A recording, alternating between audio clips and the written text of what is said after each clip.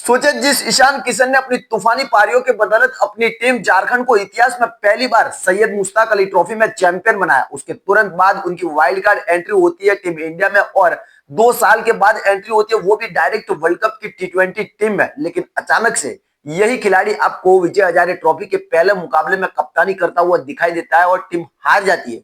लेकिन उसके अगले ही मैच मुकाबले में वो खिलाड़ी बाहर हो जाता है और बीसीसीआई उस पर कड़ा फैसला लेती है। तो इसे आप क्या कहोगे? सोचे जिस बीसीसीआई ने 2 साल के बाद इनको टीम इंडिया में एंट्री दी सैयद मुश्ताक अली ट्रॉफी के परफॉर्मेंस के आधार पर, लेकिन जैसे ही विजय हजारे ट्रॉफी का पहला मुकाबला होता है जिनमें ये एक बार फिर से अपनी टीम की ओर से कप्तानी करते हुए दिखाई देते हैं, लेकिन 412 रन बनाने के बावजूद भी टीम हार जाती है और उसके अचानक से दूसरे मुकाबले में ये टीम से बाहर हो जाते हैं। और पहले मुकाबले में तो इन्होंने शतक लगाया था, सैयद मुश्ताक अली ट्रॉफी की T20 जो फाइनल हुआ था उसमें भी शतक लगाया था, यानी कि 2 लगातार इन्होंने शतक लगाए। लेकिन उसके बावजूद भी जब दूसरा मुकाबला खेलने के लिए झारखंड की टीम उतरती है तो उसमें से ये ना कप्तान रहते हैं और ना ही टीम प्लेइंग 11 में रहते हैं। तो फिर क्या आने वाले टाइम में बीसीसीआई अब इन पर कड़ा संदेश देती हुई नजर आ रही है? क्या बीसीसीआई ने इनको टीम इंडिया में लेकर के बाहर का रास्ता अभी से दिखा दिया है कि क्या प्लेइंग 11 जो T20 की होगी उसमें ये नहीं दिखाई देंगे?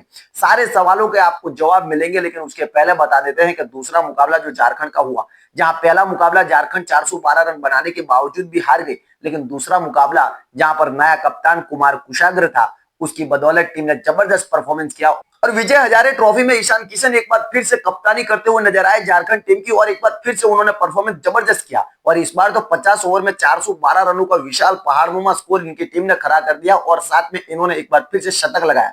लास्ट में इन्होंने जो शतक लगाया था वो फाइनल मुकाबले में सैयद मुश्ताक अली ट्रॉफी के फाइनल में लगाया था, उसकी बदौलत टीम ने 262 का स्कोर खड़ा किया। अब 50 ओवर में 412 रनों का स्कोर खड़ा किया, लेकिन उसके बावजूद भी टीम हारती हुई नजर आई। और दूसरा ही मुकाबला जब स्टार्ट हुआ तो ईशान किशन ना कप्तान रहे और ना ही प्लेइंग 11 में रहे। तो उसी से ये सवाल उठने लगे, क्या ईशान किशन की छुट्टी बीसीसीआई ने की है? जी हाँ, बीसीसीआई ने छुट्टी इनकी की है, और लेकिन क्यों की है, क्या है इसके पीछे की वजह? क्या T20 वर्ल्ड कप को ध्यान में रख करके की गई है या फिर इनकी जो हार हुई है उसकी वजह से?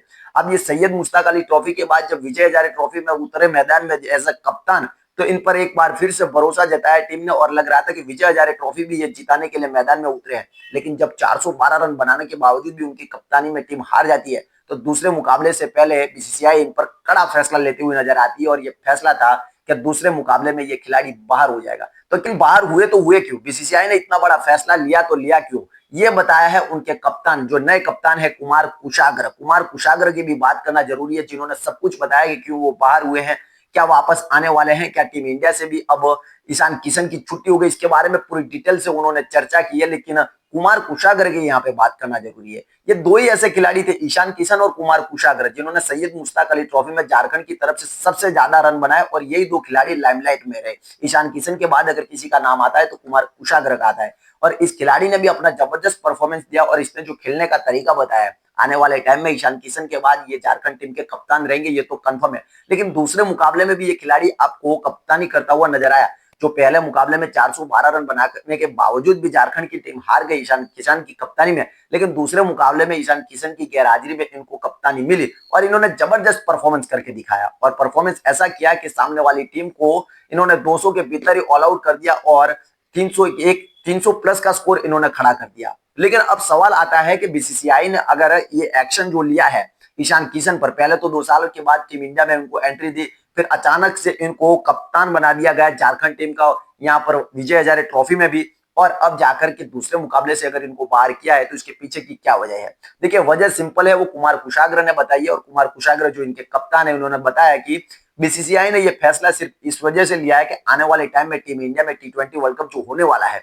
उसमें इनकी 2 साल के बाद वापसी हुई है। अब इसको मद्देनजर रखते हुए बीसीसीआई चाहती है कि ये इस वक्त जबरदस्त फॉर्म में है। फॉर्म इतना जबरदस्त है इनका कि इनकी जगह पर जो शुभमन गिल थे उनको बाहर करके इनको लिया गया, यानी कि इतने बड़े प्लेयर की जगह पर इनको जब जगह मिली है तो उसको अब आने वाले टाइम में चोट ना लगे उसकी वजह से इनको बाहर रखा गया है। और जितने हो सके उतने T20 वर्ल्ड कप से पहले इनको जितने हो सके उतना आराम दिया जाए, इनको फिट रखा जाए, और उसी की बदौलत बीसीसीआई ने बहुत बड़ा कड़ा फैसला लिया है। सोचिए किस्मत भी कैसा पासा पलटती है। एक टाइम हुआ करता जब ये बीसीसीआई के कॉन्ट्रैक्ट से बाहर हो गए थे और यही खिलाड़ी जब टीम इंडिया में वापसी करता है, सैयद मुश्ताक अली ट्रॉफी में जबरदस्त परफॉर्मेंस करता है। और आज के वक्त में अगर बात करें तो ये विराट कोहली और रोहित शर्मा के बाद अगर इस वक्त टीम इंडिया का सबसे बड़ा कोई चेहरा है और चर्चित चेहरा है तो ये ईशान किशन ही है। ईशान किशन ने जो वापसी करी है सैयद मुश्ताक अली ट्रॉफी में, जिसमें शतक पे शतक लगाए, 2 अर्धशतक, 2 शतक, इनका स्ट्राइक रेट 200 का था। उसके बाद इनकी जो बैटिंग थी उसमें 265 गेंदों में 517 रन 10 इनिंग्स में इन्होंने बनाए थे, टीम को चैंपियन बनाया इतिहास में पहली बार।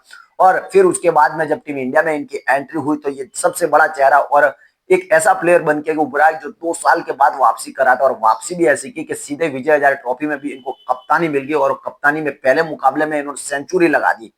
यानी कि इस वक्त ये जबरदस्त फॉर्म में, और बीसीसीआई ये चाहती है कि जो खिलाड़ी इनके टी20 वर्ल्ड कप की स्कीम ऑफ थिंग्स में हो और टीम में चुने गए उन खिलाड़ियों पर पूरी तरह से फोकस किया जाए, और उन खिलाड़ियों को जितना हो सके उतना रेस्ट दिया जाए, आराम दिया जाए, और जितने मैच हो सके उतने कम खिलाए।